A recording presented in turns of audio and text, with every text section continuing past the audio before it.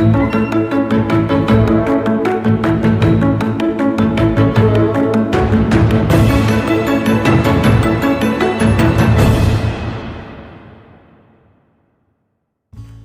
Morning. નમસ્કાર. હું Udhna academy education trust સંચાલિત શ્રીમતી એમ.જે. મહેતા પ્રાથમિક શાળા તરફથી શ્રીમતી વીણાબેન પટેલ આપ સૌનું હાર્દિક સ્વાગત કરું છું. વિદ્યાર્થી મિત્રો, આપણે ધોરણ 8માં અંગ્રેજી વિષય શીખી રહ્યા છીએ. મિત્રો, આજે આપણે લેટ્સ રીડ મોર એમાં યુનિટ 1 ડોન્ટ બી સ્ટુપિડ શીખીશું. આ પરીક્ષામાં તમને આ પાઠ પણ આવશે. ઓકે, જોઈએ યુનિટ 1.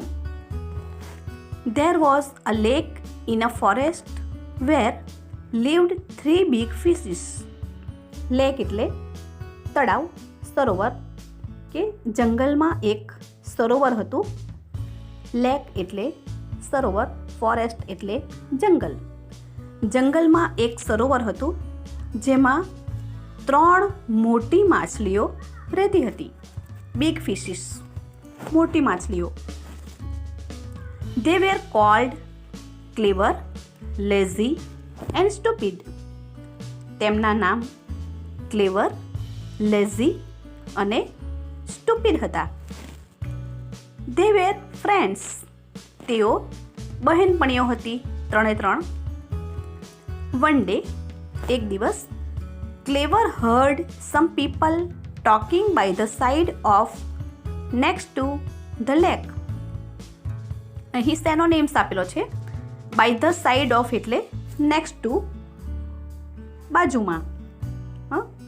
કે એક દિવસ કેટલાક લોકોને સરોવરની બાજુમાં વાતો કરતા સાંભળ્યા.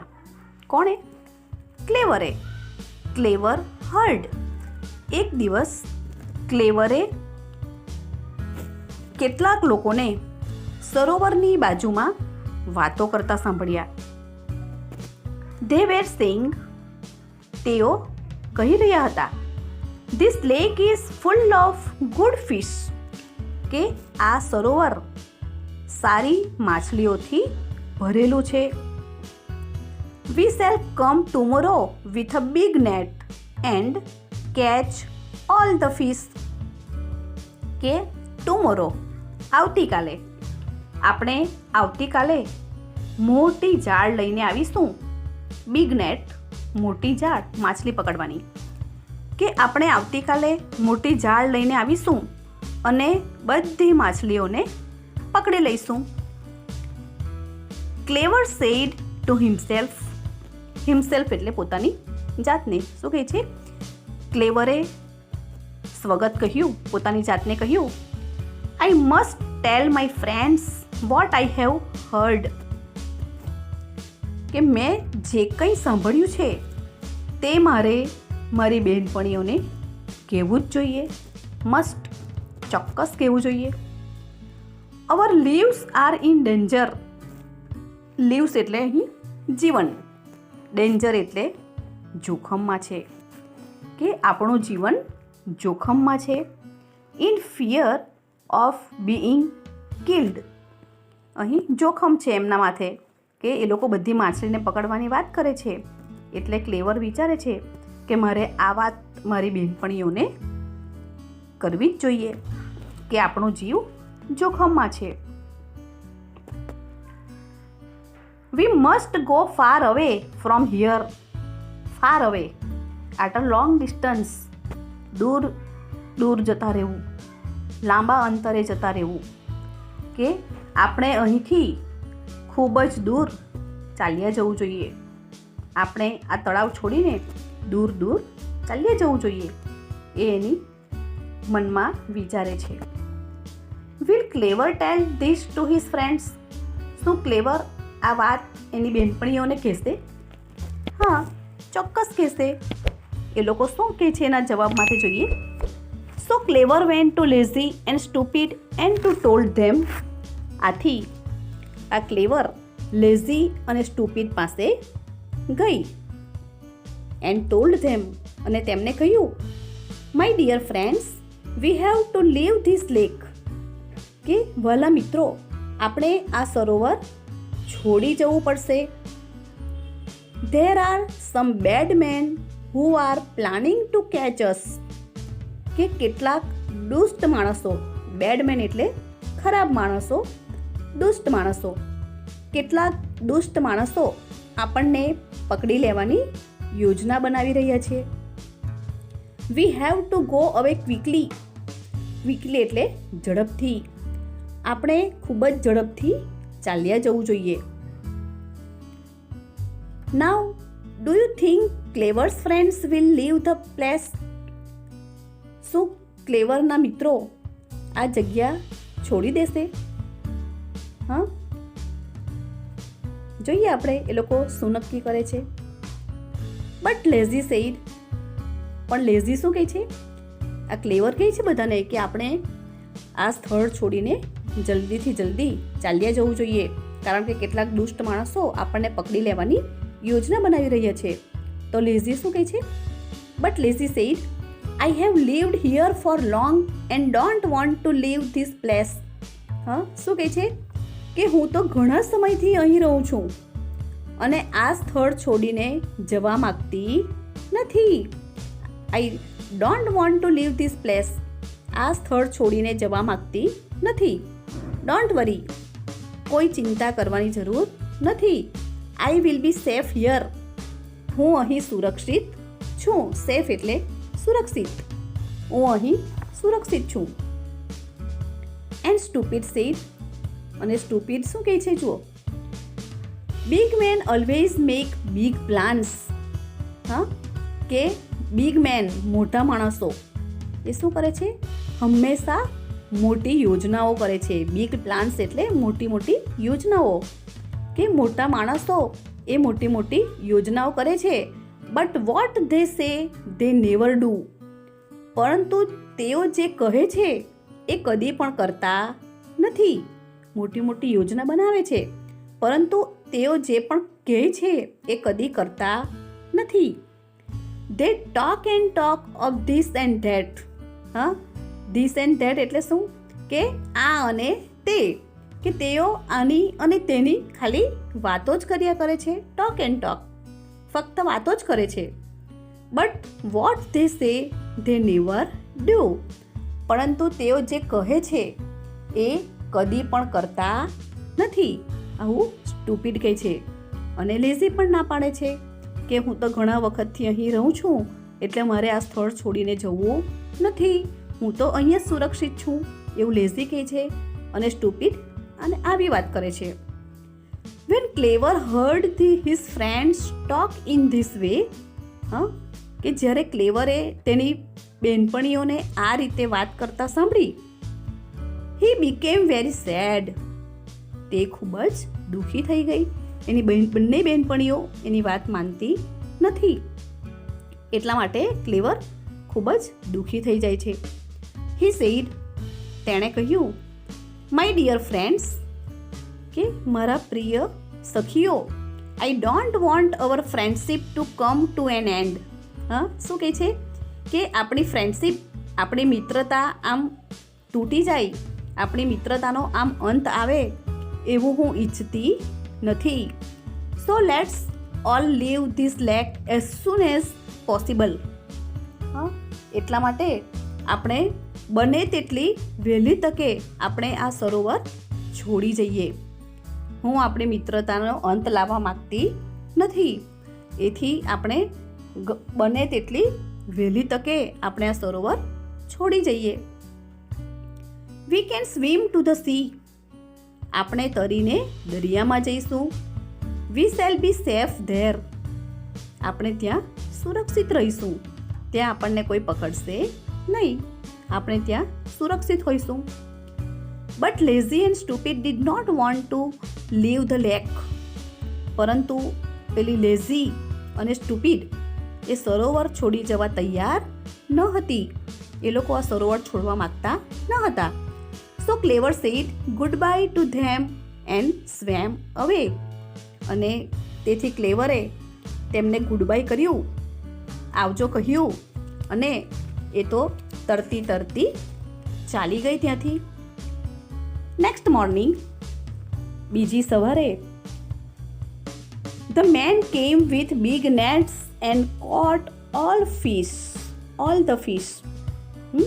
જુઓ, બીજી સવારે પેલા માણસો મોટી જાળ લઈને આવે છે અને બધી માછલીઓને પકડી લે છે.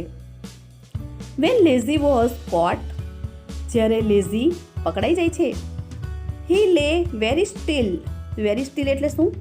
વિધાઉટ મુમેન્ટ, એટલે જરાક પણ હલ્યા વગર.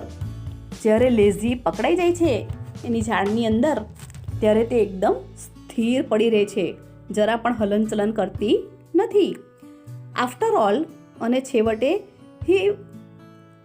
હી was lazy but not stupid.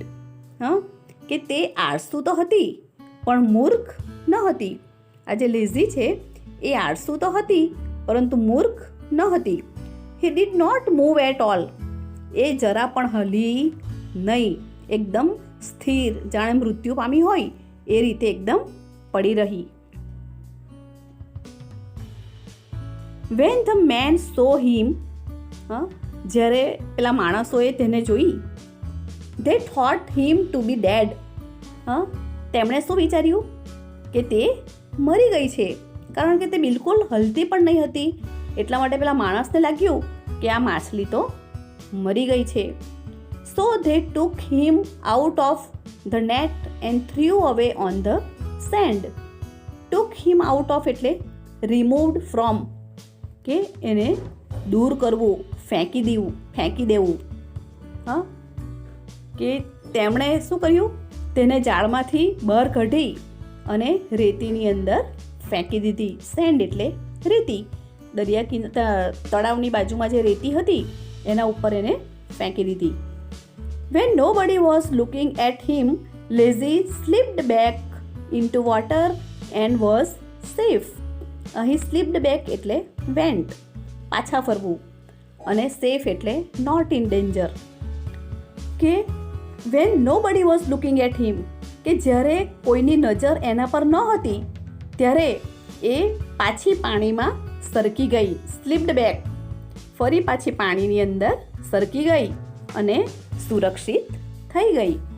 આ રીતે એણે તો યુક્તિ કરી અને પોતે બચી જાય છે. કોણ બચી જાય છે? લેઝી. એ પોતે યુક્તિ કરે છે, મરી ગઈ એ રીતના એ એકદમ સ્થિર પડી રહે છે અને છેલ્લા એ બચી જાય છે. પેલા માણસને લાગે છે કે એ મૃત્યુ પામી છે અને એને જાળમાંથી કાઢીને બહાર ફેંકી દે છે. જ્યારે કોઈની નજર નહીં હતી એના ઉપર, ત્યારે એ ફરી પાછી સરકીને પાણીની અંદર જતી રહી છે અને પોતે સેફ થઈ જાય છે. What would happen to stupid? હવે સ્ટુપિડનું શું થયું હશે જોઈએ. વેન સ્ટુપિડ વોઝ કોટ, જ્યારે સ્ટુપિડ પકડાઈ ગઈ, he went on trying to get out of the net. Two get out of એટલે ટુ મૂવ ફ્રોમ, એમાંથી બહાર નીકળવાનો પ્રયત્ન કરતી હતી. કે સ્ટુપિડ જ્યારે પકડાઈ ગઈ ત્યારે તે ઝાડમાંથી છૂટવાનો પ્રયત્ન કરતી હતી. The man laughed and said, પેલા માણસો હસી પડ્યા અને કહ્યું, we will get a lot of money when we sell this one. કે આપણે આને વેચીશું ત્યારે આપણને ખૂબ પૈસા મળશે. That is the way stupid lost his life. અને આ રીતે સ્ટુપિડે તેની જિંદગી ગુમાવી દીધી. એ પોતે આ ઝાડમાંથી બચી શકી નહીં અને પોતે પોતાની જિંદગી ગુમાવી બેસે છે. તો આ રીતે આપણો સરસ મજાનો લેસન અહીં પૂર્ણ થાય છે. હવે પછી આપણે આ પાઠની એક્સરસાઇઝ જોઈએ. Okay, exercise question 1, select the correct answer. સાચો જવાબ પસંદ કરો. પરીક્ષામાં તમને આમાંથી વિકલ્પો પણ પૂછાઈ શકે એટલે બરાબર યાદ રાખવાના છે. પહેલું, when I reach the hall, જ્યારે હું હોલમાં પહોંચ્યો, it was full. The underline words mean, અહીં જે લાઇન કરેલા શબ્દો છે એનો અર્થ શું થાય છે?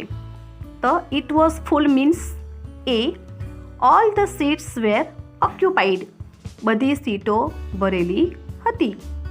બીજું, both the children looked alike. Here alike means કે બંને બાળકો સરખા દેખાતા હતા. અહીં અલાઇક શબ્દ મીન્સ શું છે? સિમિલર. સિમિલર એટલે સરખા, બંને બાળકો એક સરખા દેખાતા હતા. ત્રીજું, policeman says, baby why are you crying here? તું અહીં કેમ રડી રહી છે? The girl says, I have lost my way to home. હું મારા ઘરે જવાનો રસ્તો ભૂલી ગઈ છું. Could you please help me? શું તમે મને મદદ કરશો? Here the underline words means કે I have lost my way to home. એનો અર્થ શું થાય? A, the girl has forgotten her way, કે છોકરી એનો રસ્તો ભૂલી ગઈ છે. આ સમાનાર્થી વાક્યો છે. ક્વેશ્ચન 2 જોઈએ. Complete the following statement selecting the most appropriate alternatives. પહેલું, this is the story of c 3 fishes. 3 માછલીઓની વાર્તા છે. બીજું, stupid lost his life. Stupid પોતાનું જીવન ગુમાવી બેસે છે because he was caught in the net. C, કારણ કે તે જાળની અંદર પકડાઈ જાય છે. ત્રીજું, words of Clever's friends made him, કે ક્લેવર્સના જે મિત્રો છે એના શબ્દો એને શું કરી દે છે? સેડ, દુઃખી થઈ જાય છે. ક્લેવરના મિત્રો એની વાત માનતા નથી, તો એ લોકો જે વાત કરે છે એનાથી ક્લેવર દુઃખી થઈ જાય છે, sad. B, who said the following sentences, write their names. નીચેના વાક્યો કોણ બોલે છે તેના નામ લખો.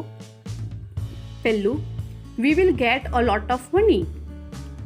આપણે ઘણા બધા પૈસા મેળવીશું, મેન. બીજું, we shall come tomorrow with a big net. એ આપણે મોટી જાળ લઈને આવતીકાલે આવીશું. કોણ કહે છે? મેન. ત્રીજું, આઈ વિલ બી સેફ. હું સુરક્ષિત છું, તો લેઝી. ચોથું, વોટ બિગ મેન સે ધે નેવર ડુ, કે મોટા માણસો જે કહે છે એ કદી પણ કરતા નથી. આવું કોણ કહે છે? સ્ટુપિડ. અને પાંચમું, this lake is full of fish, કે આ સરોવર માછલીઓથી ભરેલું છે. આ વાક્ય કોણ બોલે છે? મેન. તો વિદ્યાર્થી મિત્રો, આપણો અહીં આ યુનિટ 1 અહીં પૂર્ણ થાય છે. પરીક્ષામાં આ લેટ્સ રીડ મોરમાંથી ફક્ત આ એક લેસન તમને આવશે, તો તમારે આ વિકલ્પો યાદ રાખવાના છે. ઓકે, અને નોટની અંદર સારા અક્ષરે લખી લેવાનું છે.